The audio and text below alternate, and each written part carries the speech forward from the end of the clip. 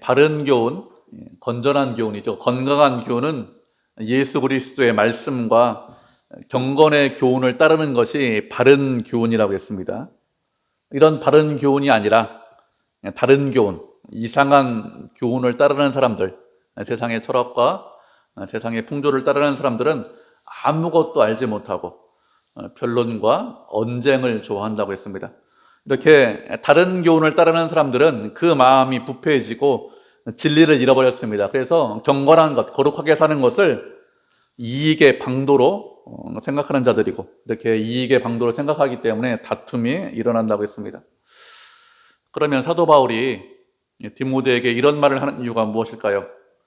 왜 그런가 하면 그 당시 에베소 지방에는 거짓 교사들이 많이 있었습니다. 이런 거짓 교사들이 성도들에게 악한 영향을 끼치고 있기 때문에 이런 말을 가르치는 것이죠.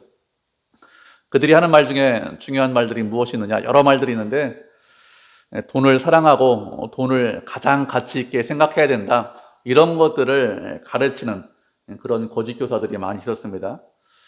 그 당시 에베소는 아데미를 숭배하는, 그런 아데미 여신을 숭배하는 그런 사람들이 많이 있었습니다. 아데미는 풍요와 다산의 상징입니다. 그 에베소라는 도시가 아데미 여신의 신을 섬기는 그 중심지였고, 그리고 그 도시 중심에는 큰 아데미 신전이 있었습니다. 에베소에 있는 많은 사람들, 소아시아에 있는 많은 사람들이 이런 아데미 여신을 섬겼고 우상을 만들어서 파는 사람들도 많이 있었습니다. 우리가 말씀 한 구절 살펴보도록 하겠습니다. 사도행전 19장 23절로 28절입니다.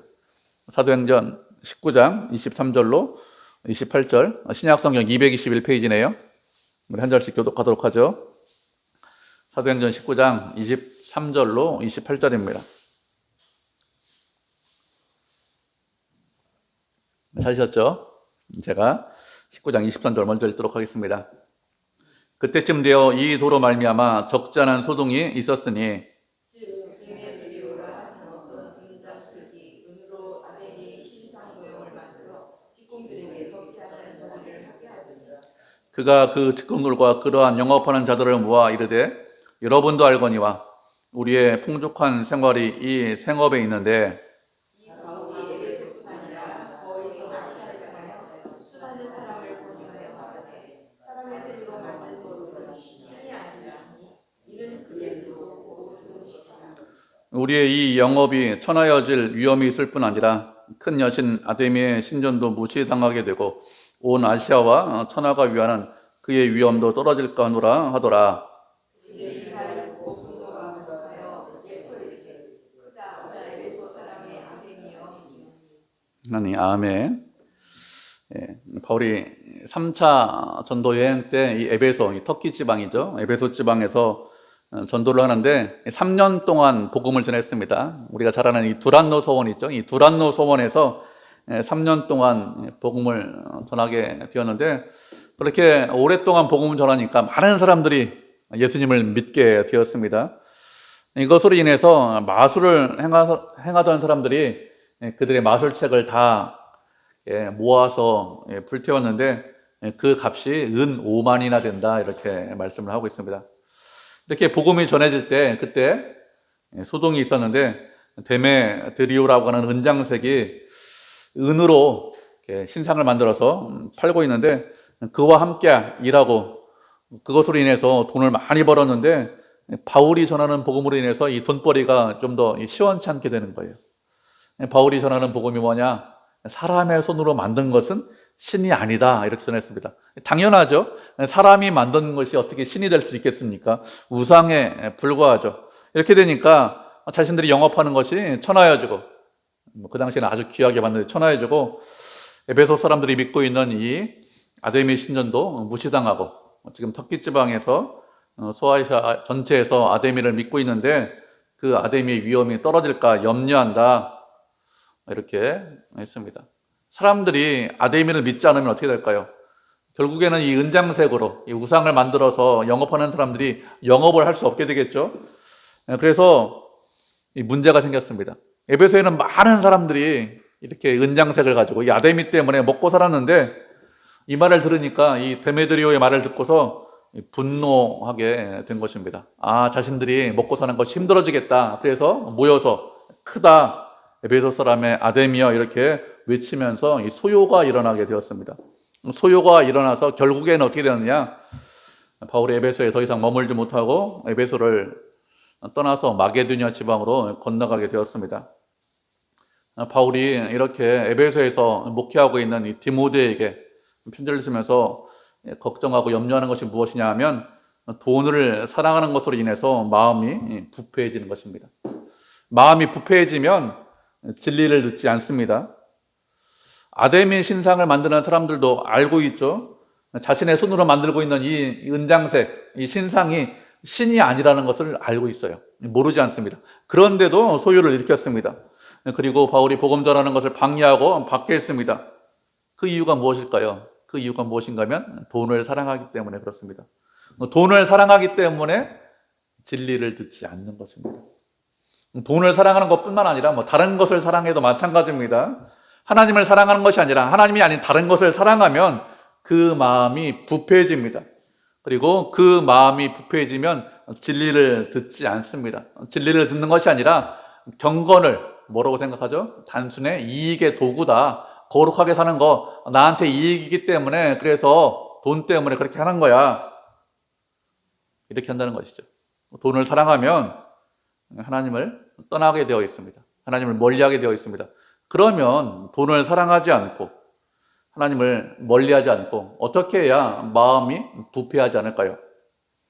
우리가 마음에 부패해지지 않고 돈을 사랑하지 않으려면 6절을 보면 자족하는 마음이 있으면 경건에 큰 이익이 된다고 했습니다. 자족하는 마음이다 이렇게 말씀하고 있죠. 자족하는 마음이라는 것은 어떤 상황에 처하든지 어떤 형편에 처하든지 자기가 처한 상황과 환경에 만족하는 것, 이것이 자족하는 마음이 아닙니다. 아니라고 했어요. 잘 들으셔야 됩니다. 그 당시 철학자들, 헬라 철학자들도 자족하는 마음에 대해서 가르쳤습니다. 그 당시 헬라 철학자들이 가르치는 이 자족하는 마음이 무엇인가 하면 너무 큰 욕심을 갖지 않는 것이 자족하는 마음이다 이렇게 가르쳤습니다. 너무 큰 욕심을 갖지 말고 생활해라. 너무 크게 욕심을 가지면 조금만 욕심을 가져야지. 크게 욕심을 가지면 사는 것이 힘들어져. 사는 것이 어려워져. 그러니까 욕심을 갖기는 갖는데 조금만 가져야 돼. 이렇게 가르쳤습니다. 근데 바울이 가르치는 자족하다 이런 것은 그런 의미가 아닙니다. 내가 어떤 상황에 처하든지 만족하게 하라. 내가 어떤 상황에 처하든지 욕심을 조금만 내라. 이런 의미로 자족해라. 이런 의미가 아닙니다.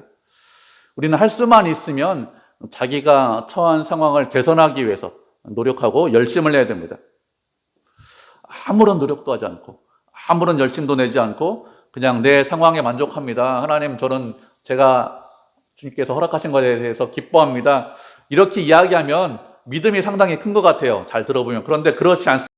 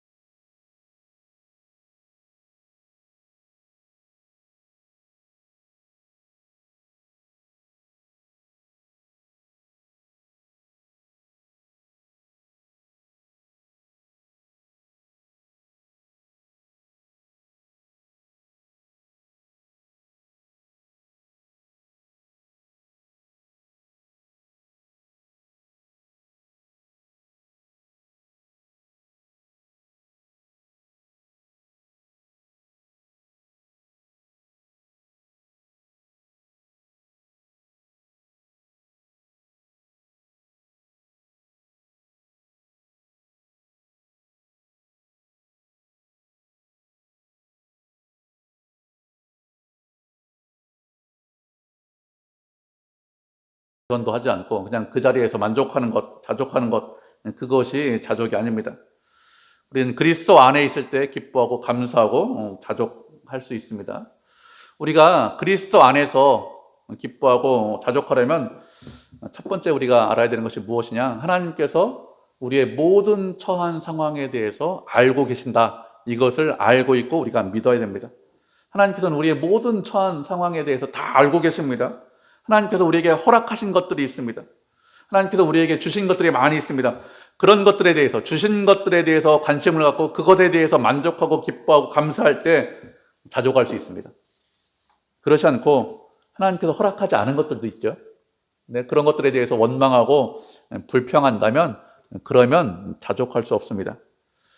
우리가 세상을 살다 보면 필요한 것들이 꽤 많이 있습니다.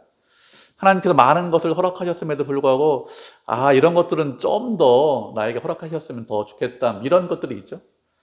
건강도 좀 많이 좀 허락하셨으면 좋겠고, 물질도 좀 더 많이 있었으면 좋겠고, 지혜도 그렇고 권력도 그렇고 능력도 지금보다는 조금 더 있는 것이 더 좋은 거 아닙니까?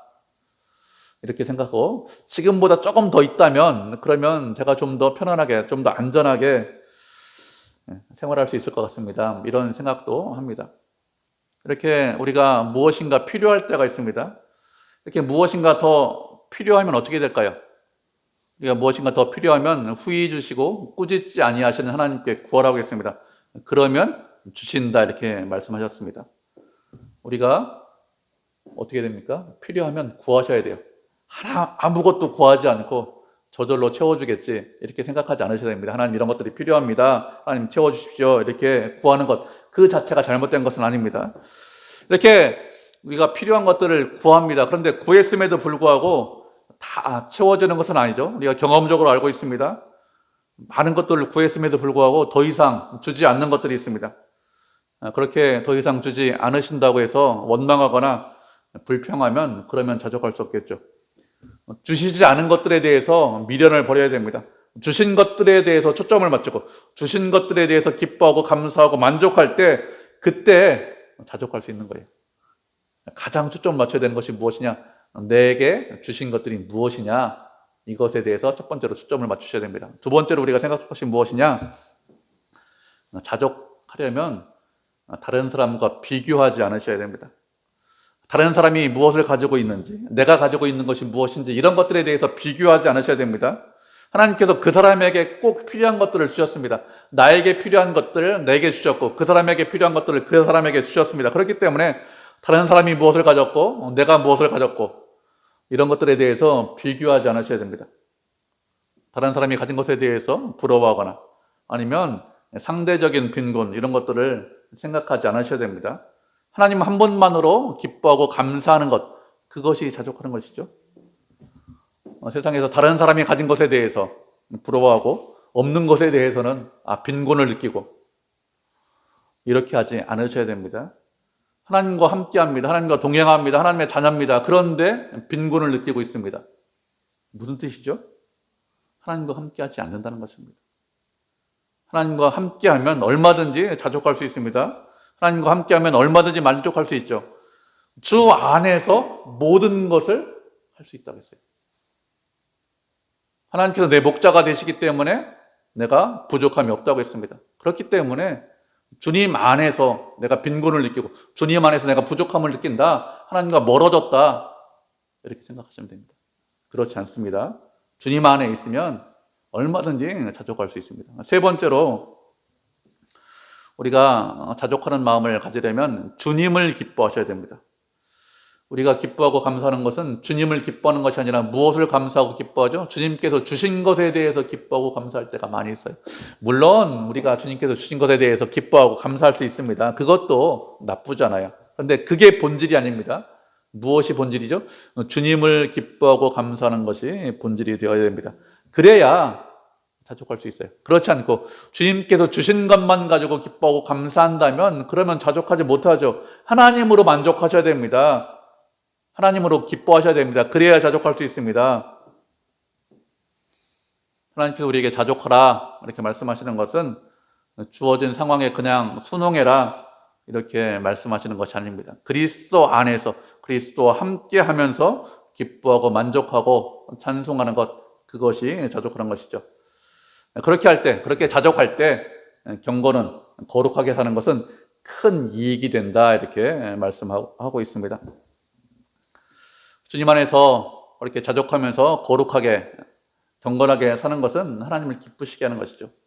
하나님과 동행하면서 하나님께 영광을 돌리는 것이기 때문에 자기 자신에게 큰 이익이 있습니다. 우리가 믿음으로 살려고 합니다. 신앙생활 합니다. 이렇게 주일날 나와서 예배드립니다. 왜 그렇죠? 누구를 위해서 신앙생활 합니까? 다른 사람을 위해서, 저를 위해서 신앙생활 하시나요? 그렇지 않습니다. 나 자신을 위해서 신앙생활 합니다. 주님과 함께하면 주님께서 주시는 은혜가 있습니다. 사랑이 있습니다. 주님의 은혜 가운데, 주님의 사랑 가운데 가면 어떤 상황에 처하든지 우리가 이길 수 있습니다. 고난과 어려움이 인생 가운데 없느냐? 그렇지 않죠. 인생을 살아보면 누구에게나 고난이 있습니다. 누구에게나 어려움이 있습니다. 누구나 다 힘들어요. 그런데 그런 고난과 어려움을 내 힘과 내 능력으로 이기지 못합니다. 누구와 함께 할 때 이길 수 있죠? 주님과 함께 할 때, 주님께서 은혜 주실 때 이길 수 있습니다. 그렇기 때문에 경건한, 거룩하게 사는 것은 큰 이익이 된다고 하는 것입니다. 7절을 보면 우리가 이 땅에 올 때 아무것도 가지고 온 것이 없다고 했습니다. 이 땅에 태어날 때 손에 무엇을 들고 태어난 사람 있나요? 그런 사람 아무도 없죠. 하나님께서 우리를 이 땅에 태어나게 하십니다. 그때 우리에게 무엇을 주시고 태어나게 하시는 경우는 없습니다. 그냥 아무런 빈손으로 태어나게 하십니다. 아무것도 없게 그냥 빈손으로 태어나게 하시는데, 빈손으로 태어나게 하신다, 무슨 뜻일까요? 빈손으로 아무것도 갖지 않았기 때문에 하나님께서 아무런 관심도 없으시다, 이런 뜻인가요? 그렇지 않겠죠. 우리가 아무것도 가지지 않고 이 땅에 태어났는데 지금까지 여기까지 왔습니다. 지금까지 여기까지 온 건 누구의 은혜죠? 우리가 아무런 능력도 없는 어린아이로 태어났는데, 그래서 아무것도 할 수 없는데 하나님께서 은혜 베풀어 주시고 사랑해 주시고 좋은 환경을 주셨기 때문에 지금까지 여기까지 온 것이죠. 만약에 좋은 환경이 없었다면, 좋은 상황이 아니었다면 그러면 어떻게 되었을까요? 그렇다면 태어나자마자 죽었을 것입니다. 그런데 그렇게 하지 않으셨습니다. 하나님께서 우리에게 좋은 환경도 주셨습니다. 건강도 주셨습니다. 지혜도 주셨습니다. 무엇을 배울 수 있을 만한 그런 능력도 주셨습니다. 좋은 부모도 주셨습니다. 좋은 주변에 있는 상황도 주셨습니다. 그래서 지금까지 여기까지 온 것이죠. 우리는 이렇게 생각할 때가 꽤 많이 있는 것 같아요. 내가 노력을 하고 내가 열심을 내고 내가 땀 흘린 것에 대해서는 참 수고했다, 고생했다, 대단하다, 이렇게 생각하는 경우가 많습니다. 내가 고생하고 땀 흘린 것을 통해서 많은 것을 이루었다고 생각하죠. 많이 고생했습니다. 그런데 그렇게 우리가 고생한 것, 내가 노력한 것보다 주님께서 우리를 위해서 하신 것들이 훨씬 더 많습니다. 주님께서 우리를 위해서 하신 것들, 그것과 내가 노력하고 열심을 낸 것과 비교해 보시면, 그러면 무엇이 훨씬 더 많습니까? 주님께서 우리에게 하신 것들이 훨씬 더 많습니다. 그것이 전부다, 이렇게 이야기해도 과언이 아니죠. 하나님께서 우리에게 주신 것들이 있었기 때문에, 그래서 지금 내가 여기 있는 거죠. 그때 좋은 사람을 만났기 때문에, 그때 좋은 환경이 있었기 때문에, 그때 지혜와 명철과 건강을 주셨기 때문에 지금 우리가 기쁘고 감사하고 즐겁게 생활할 수 있는 것이죠. 지금도 그때만 주신 것이 아니라 지금도 은혜를 주시고 지금도 우리를 사랑하시고 지금도 우리와 함께 하십니다. 무엇을 걱정하시죠? 무엇을 염려하십니까? 빈손으로 와서 지금까지 여기까지 왔는데, 내 능력이 아닌데 무엇이 걱정했습니까? 우리가 이 땅에 올 때 아무것도 가지고 온 것이 없습니다. 그것과 지금과 비교해 보면 감사할 게 넘치죠. 기쁨이 넘칩니다. 하나님의 은혜가 아니라는 거고 우리가 고백할 수 없겠죠. 다 은혜죠. 이렇게 하나님께서 이렇게 우리가 아무것도 가지고 온 것이 없는데 하나님께서 모든 것을 주셨는데 또 무엇이라고 했습니까? 아무것도 가져가지 못한다고 했어요. 아무것도 가져가지 못한다는 것은 지금 세상에서 많은 사람들이 원하고 또 노력하고 힘쓰고 애쓰는 것들, 이런 것들을 가져가지 못한다는 것입니다. 사람들이 원하는 것이 무엇이죠? 물질을 원합니다. 큰 부자가 되길 원하죠. 그렇지 않은 사람 아무도 없습니다. 명예니 권력이니 능력이니 이런 것들을 원하는데 이런 모든 것들을 아무것도 가져가지 못합니다. 그런데 가져갈 수 있는 것이 있습니다. 천국에 가져갈 수 있는 것이 있는데 무엇을 가져갈 수 있을까요? 우리가 관계를 가져갈 수 있습니다. 믿음과 소망과 사랑은 영원하고 그 중에 제일은 사랑이라고 했습니다.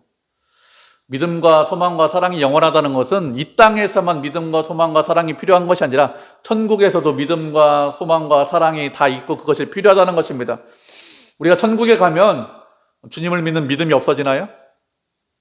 그렇지 않습니다. 천국에도 주님을 믿는 믿음이 있습니다. 이 땅에서 주님을 소망하고 있는데 천국에 가면 주님을 소망하는 것이 없어지나요? 그렇지 않습니다. 그때도 소망이 있습니다. 그리고 계속해서 지금도 주님을 사랑하고 천국에 가도 주님을 사랑합니다. 이런 모든 것들이 다 남아있어요. 관계가 남아있습니다. 주님을 사랑하는 것만 남아있는 것이 아니라 무엇도 남아있습니까? 우리가 서로 사랑하고 있는데 지금 우리가 서로 사랑하는 것도 남아있습니다. 천국에 가면 우리가 사랑하는 것 없어질까요? 그렇지 않죠? 사랑하는 것 영원합니다. 천국에 가면 우리 다 천국에 가죠? 좀 지나면? 그럼 우리가 전혀 모르는 남이 될까요? 그렇지 않습니다. 우리가 지금 알고 있고 지금은 사랑하듯이 천국에 가면 서로 사랑하고 서로 알고 있습니다. 물론 그때 가면 죄가 없는 상태로 만납니다. 예수님께서 우리의 모든 죄를 십자가에 짊어지셨기 때문에 아무런 죄가 없는, 아무런 흠이 없는 그런 상태로 만나서 서로 사랑하겠죠. 서로 기뻐하고 감사하고 찬송하겠죠. 이 땅에서 우리가 중요하게 생각하고 우리가 땀 흘리고 노력하는 것 영원한 것이 아닙니다. 이 땅을 살 동안만 필요한 것이죠. 이 땅을 살 동안만 필요한데 그것 때문에 고민합니다. 갈등합니다. 염려합니다. 질투합니다. 시기합니다. 분쟁합니다. 전쟁합니다. 싸웁니다.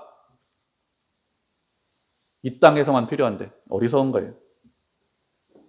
예전에 제가 군대에서 제대하는데 사람들이 군대 제대할 때는 좋은 전투복 입고 좋은 전투화 신고 제대합니다. 그 당시 말로는 A급이라고 했는데 요즘 뭐라고 하는지 모르겠어요. A급 전투복, A급 전투화 입고 신고 제대하는데 제대하기 전에 잘 챙겨뒀다가 제대하기 며칠 전부터 이렇게 깨끗하게 다려서 입고 제대하고 이렇게 신고합니다. 저는 그냥 입던 옷 입고 입던 신발 신고 제대했어요. 그렇게 제대하려고 하니까 중대장이 불러서 물어보더라고요. 야, 다른 사람들은 다 깨끗한 거 입는데 너 왜 입던 거 그냥 입고 제대하려고 하냐? 그래서 뭐라고 대답했을까요? 그냥 안 다치고 무사하게 제대해서 그것으로 됐습니다. 이렇게 했습니다.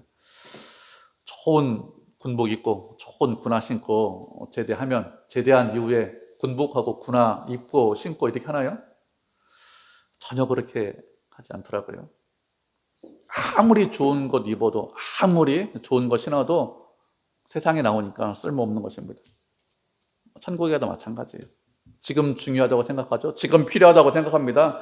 그런데 거의 대부분이 쓸모없는 것들입니다. 쓸모없는 것들인데 필요 없는 것들인데 가치가 없는 것들인데 그런데 중요하다고 생각합니다. 그런 것들을 얻기 위해서 시간을 냅니다. 열심을 냅니다. 노력합니다. 그리고 그런 것들을 얻으면 마치 모든 것을 내가 다 얻은 것처럼 생각하죠. 근데 그런 것이 없어요. 그러면 아무것도 갖지 못한 실패자처럼 생각합니다. 이 땅에서 중요하다고 생각합니까? 소중하다고 생각합니까? 땀 흘리고 노력했습니까? 그런데 아무것도 가져가지 못합니다. 영원한 것이 아닙니다. 영원한 것은 하나님을 사랑하고 형제를 사랑하는 것이 영원한 것이죠. 물질은 영원하지 않습니다. 영원하지 않은 것에 우리가 마음을 쓰고 영원하지 않은 것에 시간을 들이고 노력하면서 그것이 없다고 원망하고 불평하고 시기하면 자족하지 못합니다. 하나님과 멀어졌다 이렇게 생각하셔야 돼요.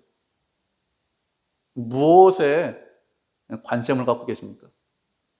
내 인생의 초점이 무엇에 있습니까? 영원한 것에 초점을 갖고 있습니까? 아니면 이 땅의 물질과 이 땅의 행복과 이 땅에 있는 것에 초점을 가지고 있습니까?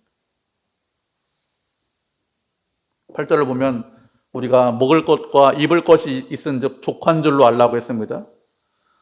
이 말씀은 우리에게 먹을 것만 있으면, 우리가 입을 것만 있으면 족한 줄로 알아라, 이런 의미로 말씀하시는 것은 아닙니다.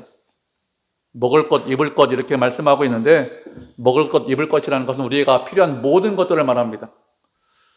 제자들이 예수님에게 저희들에게 기도를 좀 가르쳐 주세요 이렇게 부탁을 했습니다. 그래서 예수님께서 제자들에게 기도를 가르쳐 주셨습니다. 그것이 우리가 잘 알고 있는 주기도문이죠.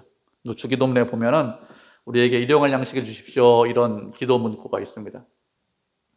일용할 양식을 달라 이렇게 기도하는데, 일용할 양식을 달라고 기도하는 것은 단순히 하루 먹을 양식을 달라 이런 의미가 아닙니다. 사람은 그냥 양식만 있다고 인생을 살 수 있는 것이 아닙니다. 이 땅을 살기 위해서는 의식주 문제가 다 해결되어야 돼요. 그래야 이 땅에서 살 수 있습니다. 그리고 사회생활을 하려면 의식주 문제만 해결된다고 사회생활을 할 수 있느냐? 그런 거 아니죠. 결혼하고 아이들 잘 키우려면 아이들 양육비 있어야 됩니다. 교육비 있어야 됩니다. 그죠? 생활을 하려고 하면, 그죠? 그냥 아침에 일어나서 직장 갔다가 저녁에 퇴근해서 밥 먹고 잠만 자는 그런 사람 있나요? 그런 사람 없습니다. 취미생활도 하고 여가생활도 해야 됩니다. 이렇게 여러 가지 생활을 해야 되는데, 이런 것들이 다 있어야, 그래야 생활할 수 있습니다. 하나님께서 이런 모든 것들을 다 알고 계시죠.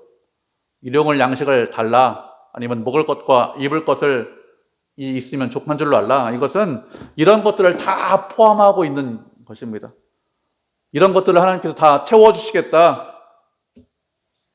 이런 뜻이에요. 이런 것들을 채워주시니 그것으로 감사하고 만족하게 여기라는 것입니다.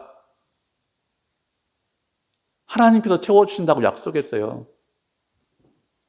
우리가 게으르지 않게 정직하게만 살면 됩니다. 하나님께서 우리에게 말씀하시는 것은. 그런데 조금 더 가지겠다고, 영원하지 않은데 조금 더 부하겠다고, 그것 때문에 마음을 쓰고 신경을 쓰고 고민하죠. 이렇게 먹을 것과 입을 것만 있으면 족한 줄로 알라고 했는데, 우리가 먹을 것, 입을 것 이렇게 할 때 구분해야 될 것이 있습니다. 구분해야 되는 것이 무엇인가 하면, 필요한 것과 원하는 것을 구분할 수 있어야 됩니다. 우리가 원하는 것이 다 필요한 것이다, 이렇게 생각하는 경향이 있습니다. 내가 원하면 그러면 그런 모든 것들이 다 있어야 된다, 이렇게 생각하죠. 그런데 그렇지 않습니다. 필요한 것과 원하는 것, 이것이 구분되어야 되고, 필요하지 않은데도 내가 원할 수 있습니다. 그렇기 때문에 필요한 것과 원하는 것을 구분할 수 있어야 되겠죠. 세상은 내가 원하는 것은 다 필요하다, 이렇게 생각하게 만듭니다. 여러분, 이렇게 광고 한번 보시기 바랍니다. 광고에 나오는 모든 것들이 다 필요한 거다, 이렇게 생각을 하게 만듭니다. 그런데 그렇지 않아요. 모든 것이 다 필요한 것이 아닙니다. 그렇기 때문에 내가 필요한 것, 그리고 내가 원하는 것, 소원하는 것, 이런 것들을 구분할 수 있어야 됩니다. 그렇게 구분할 수 있어야 자족할 수 있습니다. 구분하지 못하면, 내가 원하는 것이 다 필요하다 이렇게 생각하면 어떻게 하죠? 원망할 수밖에 없습니다. 하나님, 기도했는데 기도하라고 해서 왜 안 들어주십니까? 필요한 것과 원하는 것을 구분하지 못하기 때문에 그렇게 되는 것이죠. 그리고 어떤 사람들에게는 부와 명예와 건강과 지식, 이런 것들을 충분히 많이 주신 경우가 있습니다. 다른 사람들보다 더 경제적인 사람이 있고, 더 건강한 사람이 있고, 지혜와 또 권력이 더 많은 사람이 있습니다. 분명히 있어요. 왜 그러면 우리에게 건강을 주시고 은혜를 주시고 지혜와 지식을 주시고 부를 주시는 이유가 무엇일까요? 그런 것들을 가지고 나만 사용하라고 그런 것들을 주시는 것이 아닙니다. 다른 사람을 위해서 사용하라고 그런 것들을 허락하신 것이죠. 그렇기 때문에 나에게 그렇게 좋은 것들을 많이 허락하셨다면 어렵고 힘든 사람들과 나눌 수 있어야 됩니다.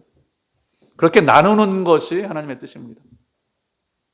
그렇게 나누라고 모든 것을 다 주시지 않았지만 우리에게 더 많이 주신 것들이 분명히 있습니다. 다른 사람들보다 더 많이 주신 것들, 내가 갖고 내가 소유하고 내 것으로 만들고 이것으로 끝나지 않으셔야 됩니다. 다른 사람과 나눌 수 있어야 됩니다.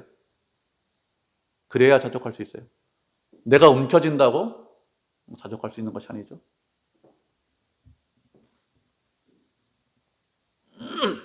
구절을 보면 부하려고 하는 자들은 시험과 올무와 여러 가지 어리석고 해로운 욕심에 떨어진다고 했습니다. 부하려는 자들이라고 했습니다.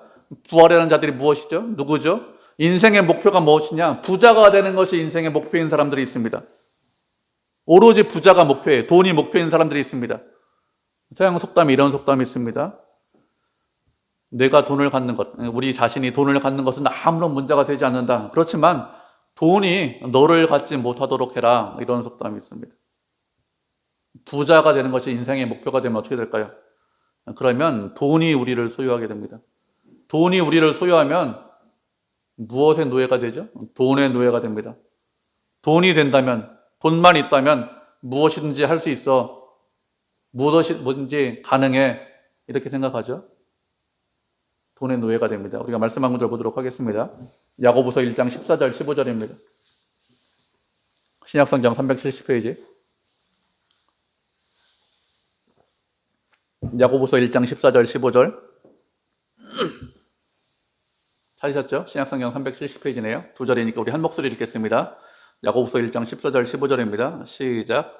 오직 각 사람이 시험을 받는 것은 자기 욕심에 끌려 미혹됨이니 욕심이 잉태한 즉 죄를 낳고 죄가 장성한 즉 사망을 낳느니라. 아멘. 하나님께서는 사람을 시험하지 않으십니다. 시험한다는 것은 유혹한다 이런 뜻입니다. 우리를 사랑하셔서 우리를 시험하시는데 테스트는 하십니다. 그 사람의 믿음이 어느 정도가 되는지, 얼마나 주님을 사랑하는지 아브라함을 시험하셨듯이 이삭을 바쳐라. 그렇게 테스트는 하십니다. 그런데 우리를 유혹해서 죄와 악에 빠지게 하지는 않습니다. 그런 시험은 하지 않으십니다. 우리가 유혹에 빠지는 이유가 무엇일까요? 자신의 욕심에 이끌려서 미혹된다고 했습니다. 미혹된다는 것은 정신을 차리지 못한다는 거예요. 정신을 차리지 못하고 갈팡질팡하는 것, 그게 미혹하는 것입니다. 이렇게 욕심 때문에 갈팡질팡하고 미혹되는데 욕심이 그냥 가만히 있는 것이 아니라 죄를 낳는다고 했습니다. 사람이 욕심을 가지고 있으면, 우리 마음 가운데 욕심이 있으면 그 욕심이 그냥 있지 않습니다. 점점 자라고 성장해서, 그래서 결국에는 그 욕심이 밖으로 나오게 되어 있습니다. 욕심이 죄를 낳고 죄도 그냥 있는 것이 아니라 그 죄가 점점 자라고 성장해서 결국에는 사망을 낳는다고 했습니다. 인생의 목표가 부자다, 인생의 목표가 돈이 전부다 이렇게 생각하면 이렇게 시험과 올무와 어리석고 해로운 욕심에 떨어진다고 했습니다.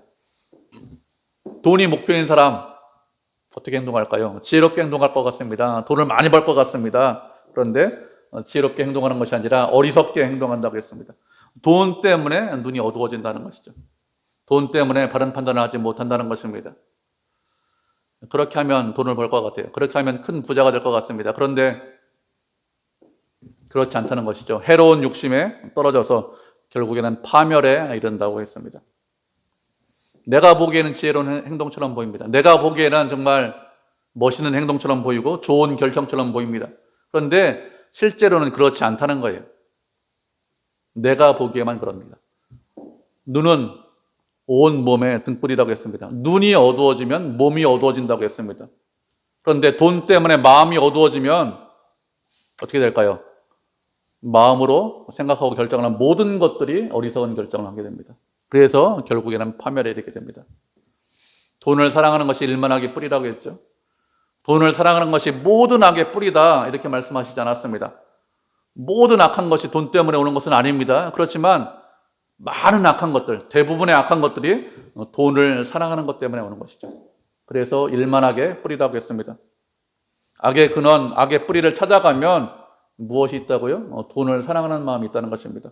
하나님을 멀리하는 것도 돈을 사랑하기 때문에, 형제를 미워하고 시기하고 질투하는 것도 돈을 사랑하는 마음이 있기 때문에, 돈 때문에 그렇다는 거예요. 사람이 두 주인을 섬길 수 없다고 했습니다. 하나님과 재물을 겸하여 섬길 수 없습니다. 돈 때문에 하나님을 배반하는 경우는 부지기수입니다. 성경에도 아주 많아요. 가룟 유다는 은 30에 예수 그리스도를 팔았습니다. 3년 반 동안 같이 생활했어요. 먹고 자면서 같이 생활했는데 인간적으로 봐도 그렇게 할 수 없죠. 메시아가 아니라고 해도. 근데 메시아인 것도 알고 있고 말씀도 듣고 기적도 보고 모든 것을 다 봤는데 경험했는데 은30에 팔았습니다. 아나니아와 삽비라는 밭을 팔아서 돈의 일부를 감췄습니다. 베드로가 뭐라고 했죠? 성령을 속였다고 했습니다. 돈 때문에 하나님을 속였습니다. 구약시대 아간은 어떻게 했습니까? 여리고성 전쟁 이후에 금과 은과 외투를 훔쳤습니다. 온 가족이 다 망해버렸습니다. 그렇게 하지 않았으면, 돈 때문에 속이지 않았으면 가나안 땅에 들어가서 평안하게 생활할 수 있습니다. 하나님의 은혜가 무엇인지, 하나님의 사랑이 무엇인지 이런 것들을 경험할 수 있습니다. 감사하면서 할 수 있습니다. 그런데 하나님을 사랑한 것이 아니라 돈을 사랑했기 때문에 이게 지혜로운 거야 이렇게 생각했지만 어리석게 행동했습니다. 이것을 탐내는 자들은 믿음에서 떠나 근심으로써 자기를 찔렀다고 했습니다. 돈을 탐내기 때문에, 돈을 사랑하기 때문에 믿음에서 떠나게 되었고 또 많은 근심으로 자기를 찔렀다고 했습니다. 자기를 찔렀다는 것은 돈을 계속해서 추구하는 것으로 인해서 스스로 아주 날카로운 그런 가시 같은 것에 자기를 밀어붙여서 그래서 찔리게 되었다, 이런 뜻입니다. 돈을 사랑하면 어떻게 되느냐? 결국에는 다른 사람이 나를 찌르는 것이 아니라 자기 자신이 그렇게 가시 쪽으로 밀어붙여서 자기 자신을 찔른다는 거예요. 하나님께서는 돈의 위력이 얼마나 큰지 잘 알고 계십니다. 우리도 알고 있어요. 사회생활하면서 돈의 위력이 얼마나 큰지. 돈이 중요하지 않다? 아닙니다. 돈이 상당히 중요합니다. 그렇지만 돈보다 누가 더 중요하죠? 하나님이 더 중요합니다. 하나님이 더 중요하기 때문에 돈이 아니라 하나님을 섬기고 하나님을 사랑하셔야 됩니다. 하나님을 섬기고 하나님을 사랑하는 것이 가장 우선이 되어야 됩니다. 그래야 편안하게 생활할 수 있어요. 그래야 안전하게 생활할 수 있습니다. 주님을 믿고 의지하시면 하나님께서 선하게 인도하십니다. 하나님께서 은혜를 주십니다. 일용할 양식을 구해라 이렇게 기도하라고 했어요. 무슨 뜻이죠? 채워주시겠다는 것입니다. 우리의 필요한 것들 다 채워주십니다. 그리스도 안에 있으면 안전합니다. 그런데 그렇게 하지 않고 그리스도 밖에서 내 욕심을 채우려고 하기 때문에 자기 자신을 찌르는 것이죠. 하나님은 선하신 분입니다. 하나님은 좋으신 분입니다. 알몸으로 온 우리를 지금까지 여기까지 인도해 주셨습니다. 그 은혜와 사랑을 알고 있는데도 불구하고 하나님을 멀리한다면, 하나님을 모른 채 한다면 그게 어리석은 것이죠. 하나님이 선하신 분이라는 것을 알고 우리가 이 땅에서 소중하게 생각하는 것, 많은 것들 가져갈 수 없다라는 것을 알고 그런 것에 시간을, 노력을, 열정을, 마음을 두는 것이 아니라 하나님을 사랑하셔야 됩니다. 형제를 사랑하셔야 됩니다. 그렇게 하나님과 형제를 사랑해서 하나님께 영광 돌리는 그런 믿음의 성도, 믿음의 교회가 되기를 주님의 이름으로 축복을 드립니다.